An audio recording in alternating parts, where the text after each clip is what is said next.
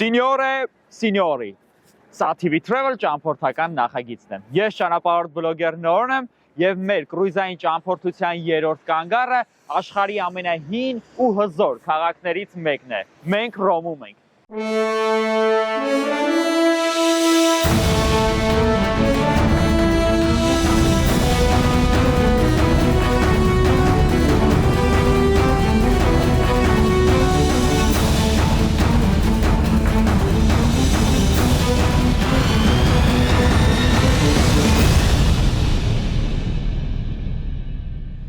Երբ խոսում ենք Ռոմի մասին, առաջին վայրը, որ մեր մտքում գալիս է, դա Կոլիզեումն է, որը կառուցվել է առաջին դարում Վեսպանիանոս կայսրի նախաձեռնությամբ։ Սա աշխարհի ամենամեծ, ամենահին ամֆիթատրոնն է, որը կարող էր միառժամանակ տեղավորել 50-ից 65,000 հանդիսական։ Սա ոչ միայն Ռոմի, այլ ամբողջ Իտալիայի խորհրդանիշն է համարվում, եւ ամեն տարի 50-ից 60 միլիոն մարդ գալիս է տեսնելու Կոլիզեումը։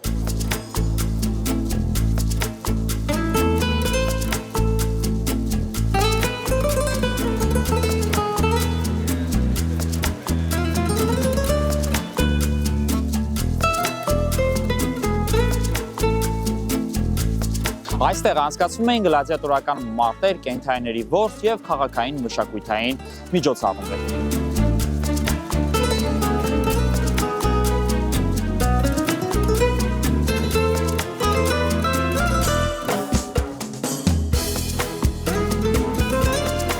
Կոլիզեումը թերևս ամենահայտնի գլադիատորական մարտերի կենտրոնն էր, որտեղ մարտիկները միմյանց դեմ էին կռվում։ Այստեղ նաեւ անցկացվում էին կենդանիների որսեր։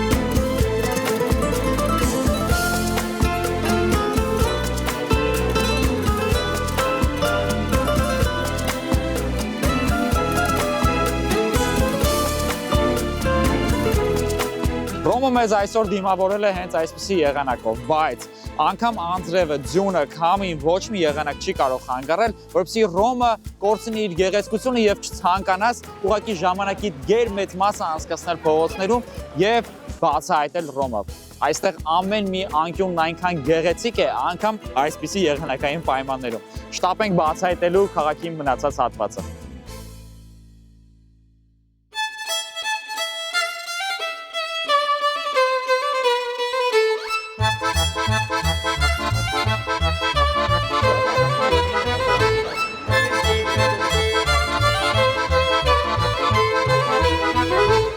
Կոլիզեումը ոչ միայն Ռոմի, այլ ամբողջ Իտալիայի խորհրդանիշն է համարվում։ Ամեն տարի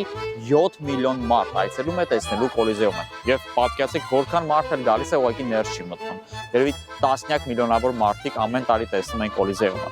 Ինչպես նաև սա համարվում է աշխարհի նոր 7 հրաշալիքներից մեկը։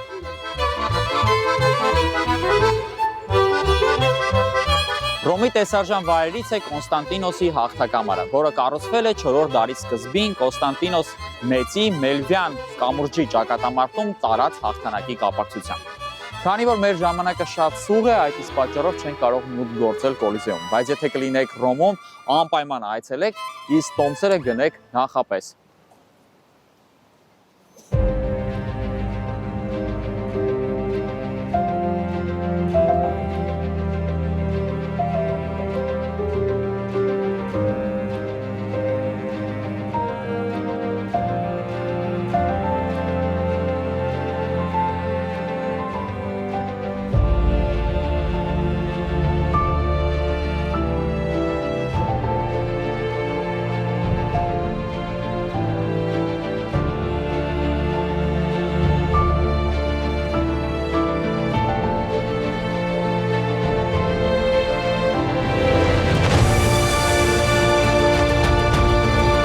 Ակամեմ ձեզ ներկայացնել ֆորումի պատերից մեկը, որի վրա պատկերված են 4 քարտեզներ եւ դրանք ներկայացնում են ռոմեական կայսրության ընդլայնումը։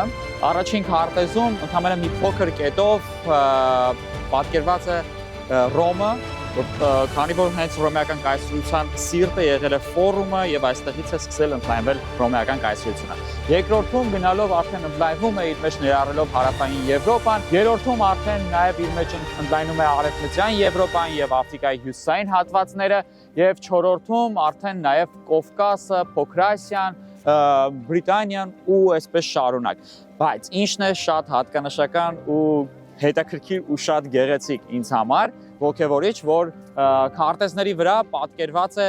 գրված է Հայաստան բնականաբար եւ այն երկրները, որոնք որ այսօր շրջապատում են մեզ եւ հաճախ խոսում են պատմությունից կամ փորձում են ինչ-որ մատ թափ տալ, այդ բոլոր երկրները ուղղակի նշված չեն այս քարտեզին եւ այդ զբոսաշրջիկները այդ երկրներից որ գալիս են, կարծում եմ հենց այսպիսի քարտեզների միջոցով ծանոթանում են իրական պատմությանը։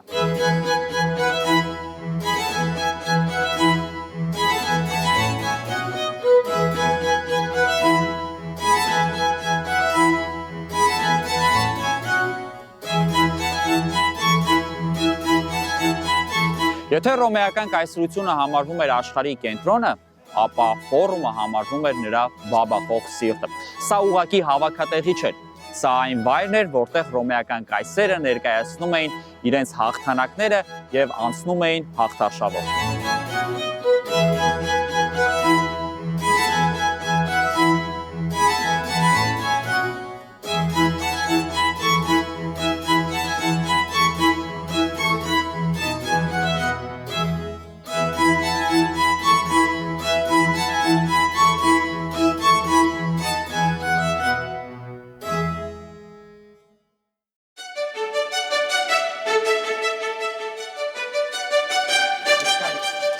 Վերջին շրջանում քաղաքային իշխանությունները Տրևիի շատրվան այցելության համար սահմանել են մուտքավճար։ Մեկ անձի մուտքը 2 եվրո է։ Անգամ անձրևը մեզ չի խանգարում, որպեսզի այն 6-7 ժամը, որ պետք է լինենք Ռոմում, մաքսիմալ վայելենք ու տեսնենք Ռոմը, քանի որ այնքան շատ տեսնելու բան կա ու եթե պլանավորում եք այցելել Ռոմ, գոնե մեկ շաբաթ հատկացրեք, քանի որ այս քաղաքը շատ հարուստ է ու այնքան հետաքրքիր զբաղմունքներ կան։ Ափսոս է ուղղակի մի քանի օրով կամ մի քանի ժամով այցելել Ռոմ։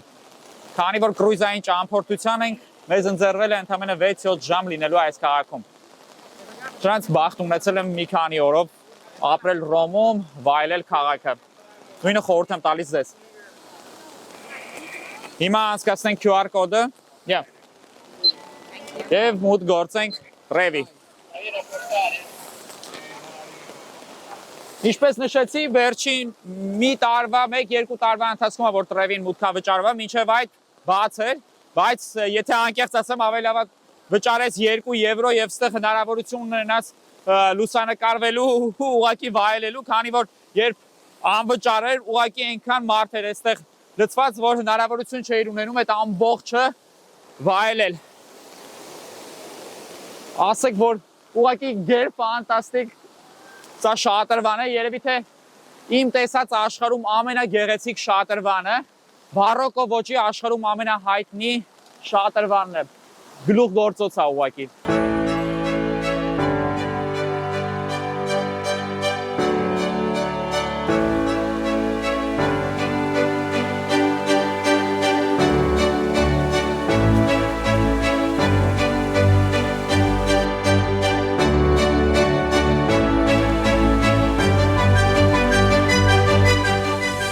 Տրևի այցելող զբոսաշրջիկները մի հետաքրքիր գործողություն են իրականացնում։ Վերցնում են մետաղադրամը,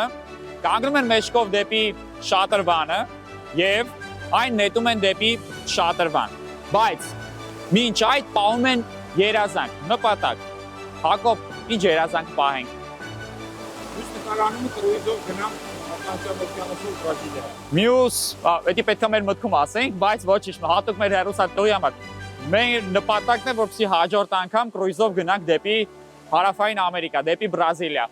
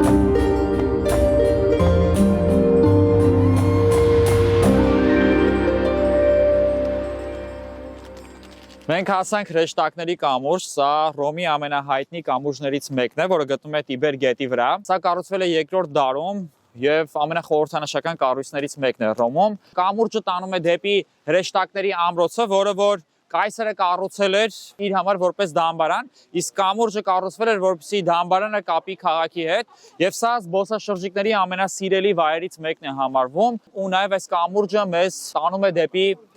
Վատիկան։ Քայլենք առաջ։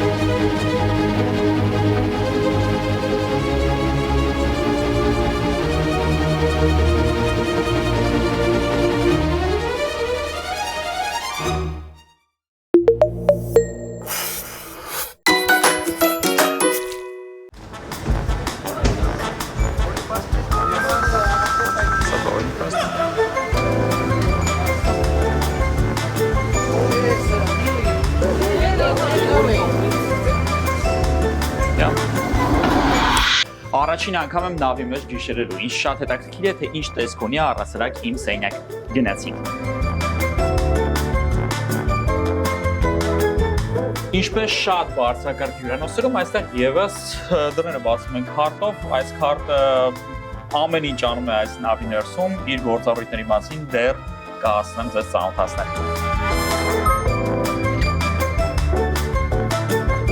Սա իմ սենյակն է։ Առաջիկա 7 օրերը անցկացնելու եմ այստեղ ու շատ հետաքրքիր է թե ինչ հնարավորություններ ունի այս սենյակը։ Ծանոթանամ ու նաև ծանոթացնեմ ձեզ։ Բավականին լուսավոր սենյակ է, շքեղություն է ուղղակի 7 օր այս տեսարաններով։ Իհարկե փոփոխվող, քանի որ լինելու եմ Իտալիայում, Ֆրանսիայում, հետո վերադառնալու եմ նորից Իսպանիա։ Մենք ունենք պահարան, բնականաբար մեր իրերի համար ու նաև այստեղ գտնվում են մեր հրկարարական բաճկոնները։ Ես կարծում եմ, համոզված եմ, սրա կարիքը չենք ունենալու, բայց ապահովությունը ու անվտանգությունը շատ կարևոր է, որը որ շատ բարձր է պահվում նավի մեջ։ Դա գնահատելի էր ամենաառաջին պահից, ամենաառաջին վայրկյանից ես դա զգացի։ Ունենք շատ հարմարավետ լոգարան։ Ծանոթացեք։ Այնպես որ ստեղ ամեն բան կա, որպեսզի 7 օր լիարժեք կարողանաս ճամփորդել ու վայելել հանգիստդ։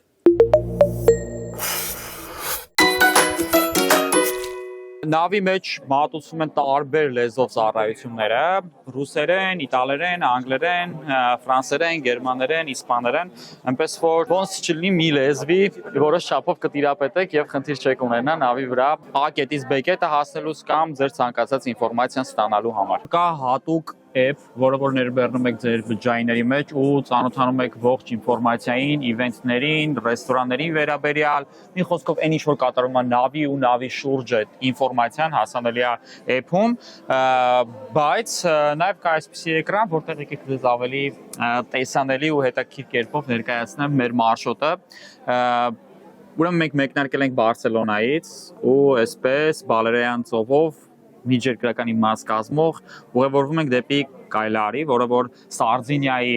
մայրաքաղաքն է, կենտրոնն է, Իտալիայի մաս կազմող, վաղը արդեն առավոտյան 7-ին մենք կլինենք Կայլարիում, այնտեղ ցերեկը կպտտվենք,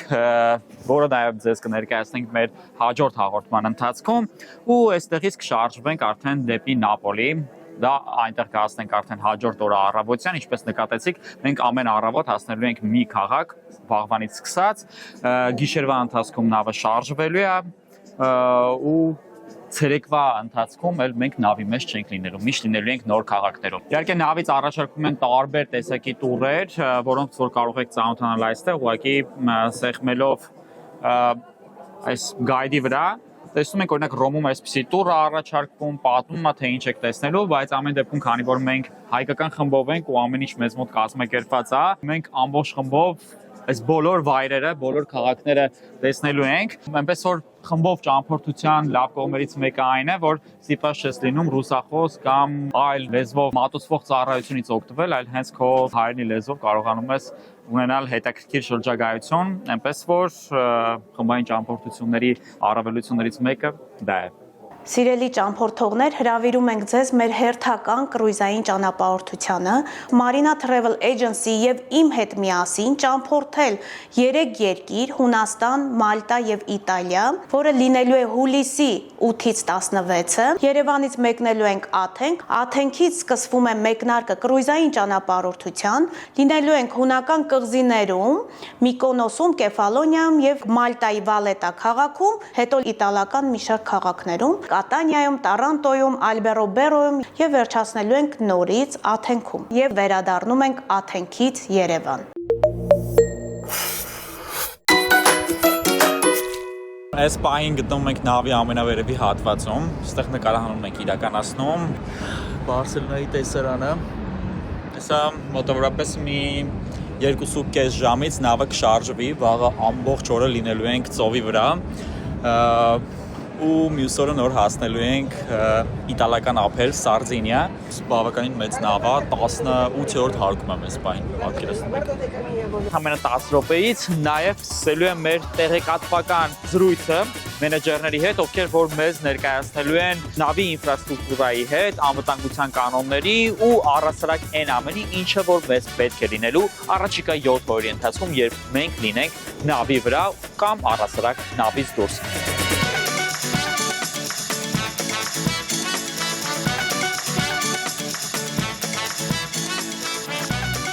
Տարբեր զբաղմունքի միջոցներ կան, սեղանի թենիս, ուսես գժական ֆանտաստիկ տեսարանով։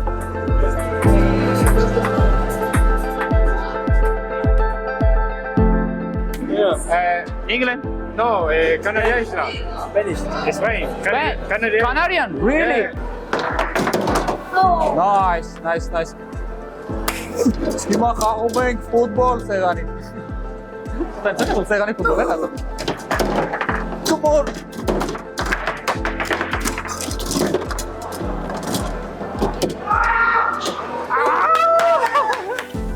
Vamos!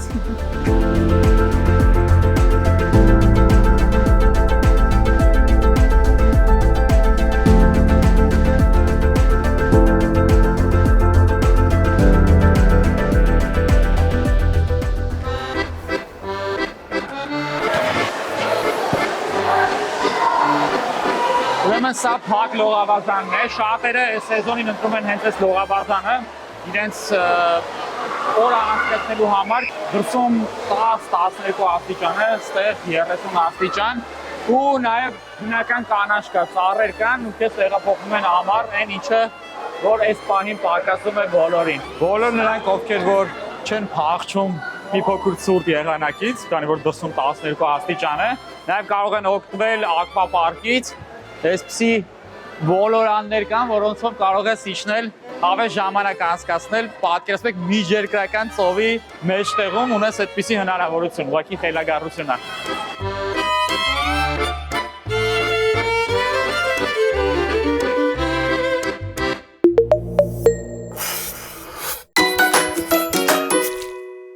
Նավում այս քարտը ձեր անձնագիրն է։ Սրա միջոցով են իրականացվում բոլոր գործարքները ու առասարակ ձեր տեղաշարժը նավի վրա։ Սա նաև քո դրամապանակն է։ Դու նավի վրա չես օգտագործում ոչ մի քարտ, ոչ մի տեսակի քարտ ու ոչ էլ օգտագործում ես ուղղակի արձերն գումար։ Թղթադրամ կամ կոպեկներ ոչինչ չես օգտագործում։ Քո կցված քարտը այստեղից քաշում են գումարը, որը որ դու օգտագործել ես։ Օրինակ այս առավոտյան տեսա, որ պասարկման համար ամեն օր ինձնից պետք է քաշի 11 եվրո, որը ցույց է տալիս իմ մեփում։ Ուրեմն այս քարտին կարող եք գցել American Express, Visa կամ Master քարտեր։ Հենց այս ցուցանակով տերմինալների միջոցով շատ պարզ է եւ ռուսերենով կա եւ անգլերենով, ուղղակի հավաքում եք սկանավորում եք ձեր քարտը, հետո տեղադրում եք այս հատվածում ձեր ֆիզիկական քարտը ու գործարքի իրականացվել է։ Եվ այն գնումները, որոնք որ կատարել եք այս քարտով, արդեն այդ գումարը կգանձվի ձեր ֆիզիկական քարտից։ Միայն առաջին օրներ, երբ որ մարդիկ միանգամից մեծ հոսք եղավ դեպի նավ, այդ ժամանակ ուղղակի վերելակները չէին հասցնում, իրականացնեին շարժը ու շատ երկար էր սպասում։ Իսկ արդեն հաջորդ օրերին, դրանից հետո երբ որ բոլորը արդեն տեղավորվեցին, այլ ավելի հարմար եղավ վերելակներով տեղաշարժը։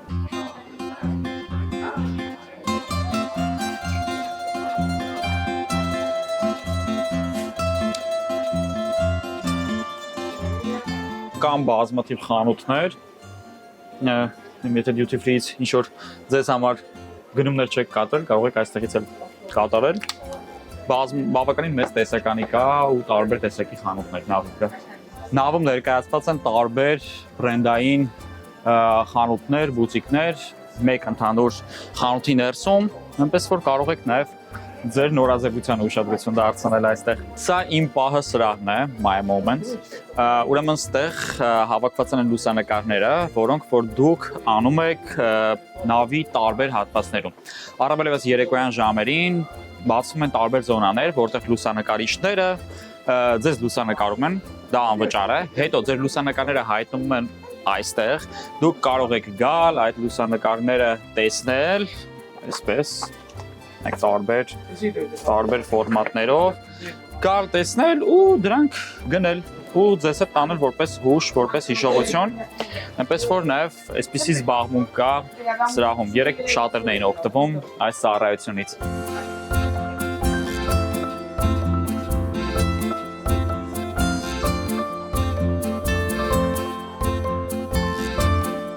Նավի վրա կա նաև այսպիսի ծառայություն, երբ լուսանկարում են ձեր աչքը, շատ խոշորացված եւ միայն բիբի հատվածը, որը մարդու աչքի ամենագեղեցիկ հատվածն է, դա վերածվում է լուսանկարի կամ արվեստի աշխատանքի, լուսանկարել ձեր ընտանիքի անդամների աչքերը եւ ձեր տանը ունենալ այսպիսի հետաքրքիր աշխատանք։ Կրուիզային նավը իրենից ենթադրում է